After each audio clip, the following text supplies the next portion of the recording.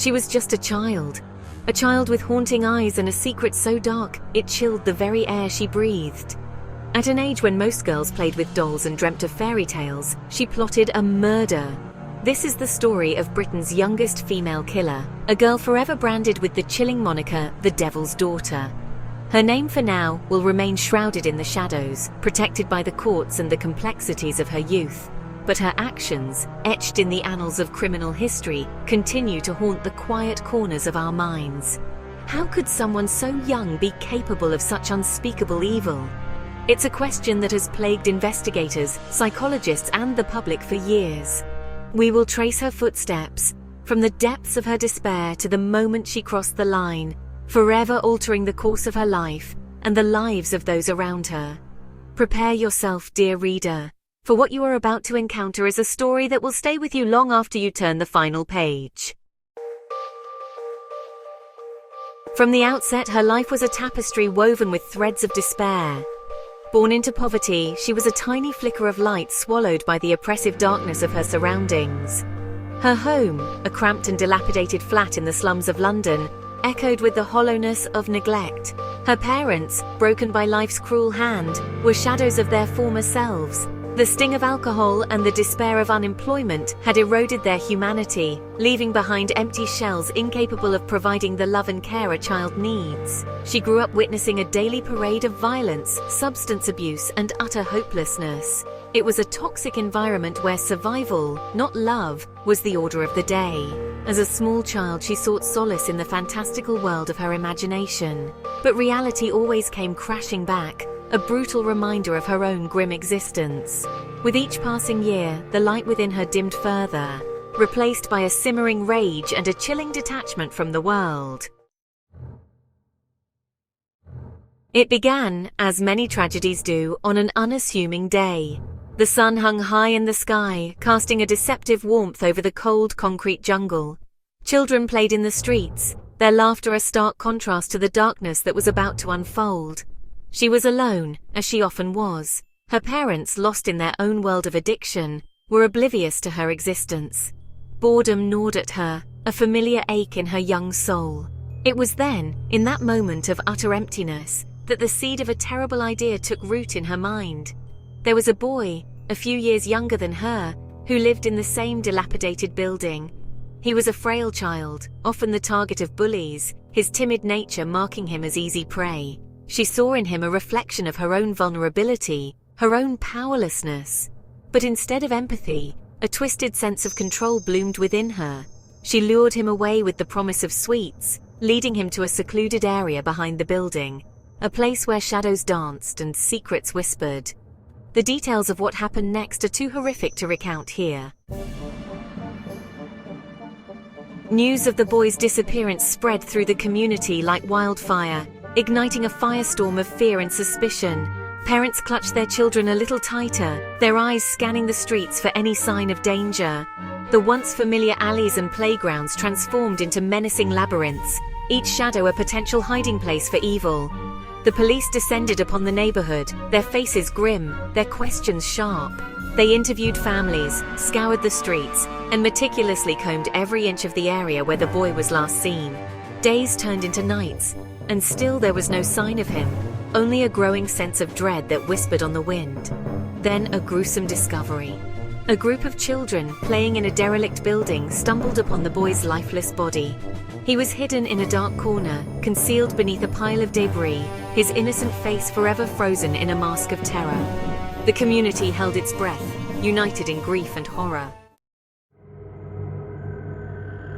The arrest sent shockwaves through the community. Neighbors who had known the girl all her life struggled to reconcile the quiet child they remembered with the monster she was accused of becoming. Denial morphed into fear, whispers of evil seed and born wicked replacing the once familiar greetings. The media, sensing a story that would grip the nation, descended upon the neighborhood like vultures, their cameras flashing, their microphones thrust into the faces of grieving residents. Headlines screamed the girl's age, the brutality of the crime, and the chilling nickname that had become synonymous with the case. The Devil's Daughter. Parents kept their children indoors, their voices laced with fear as they warned of the dangers lurking just beyond the doorstep. The community, once a tapestry of diverse lives and experiences, became united by a shared sense of fear and vulnerability. The evidence against the young girl, circumstantial as it was, began to mount. Witnesses placed her with the victim shortly before his disappearance. Traces of blood, later confirmed to be the victim's, were found on her clothing. And perhaps most damning of all, a collection of disturbing drawings were discovered hidden beneath her mattress, depicting scenes of violence and torture that sent chills down the spines of even the most seasoned investigators. The drawings provided a chilling glimpse into the dark recesses of the young girl's mind. They were not the innocent scribblings of a child, but rather grotesque and disturbing depictions of murder, torture, and demonic imagery. Experts who analyzed the drawings spoke of a profound disconnect from reality, a morbid fascination with death, and a complete lack of empathy for her victim. As the weight of the evidence grew, so too did the pressure on the young girl to confess. Hours turned into days as detectives questioned her, their words a relentless barrage aimed at breaking down her defenses. She remained stoic, her face a mask of indifference that belied her tender years. But even the hardest facades eventually crack. The trial of Britain's youngest female killer captivated the nation. The courtroom became a stage where society grappled with its deepest fears and confronted the uncomfortable reality of childhood evil. Cameras followed every twist and turn of the case, broadcasting the proceedings into homes across the country. The prosecution painted a picture of a cold-blooded killer, a child devoid of empathy who had meticulously planned and executed the murder of an innocent boy. They presented the physical evidence, the witness testimonies, and most chillingly, the girl's own confession, all pointing towards an undeniable conclusion: guilty. The defense, faced with an uphill battle, argued that the girl was a product of her environment, a victim of neglect and abuse who had been failed by the very system designed to protect her.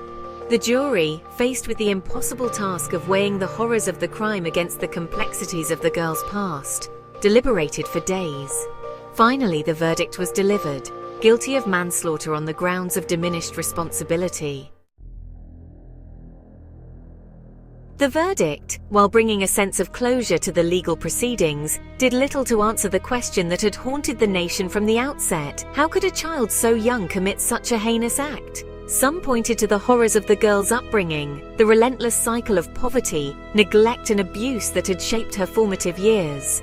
They argued that her actions were not a product of inherent evil, but rather a tragic consequence of a system that had failed to protect her. Others, however, pointed to a darkness within her, an innate predisposition towards violence that could not be explained away by environmental factors alone. They cited the chilling lack of remorse in her confession, the disturbing content of her drawings, and the cold, calculating way in which she had carried out the crime as evidence of a mind wired differently. The debate raged on, fueling countless articles, documentaries, and academic papers. The truth, as is often the case, likely lay somewhere in the shadows, a tangled knot of nature and nurture, of personal responsibility and societal failings. The case of Britain's youngest female killer left an indelible mark on the nation's psyche. It forced society to confront uncomfortable truths about the dark underbelly of childhood, the vulnerability of innocence, and the limits of human compassion. Laws were changed, safeguarding policies implemented, and a renewed focus on child protection swept the nation. The case served as a stark reminder that evil could flourish anywhere, even in the most unexpected of places. The community where the tragedy unfolded struggled to heal.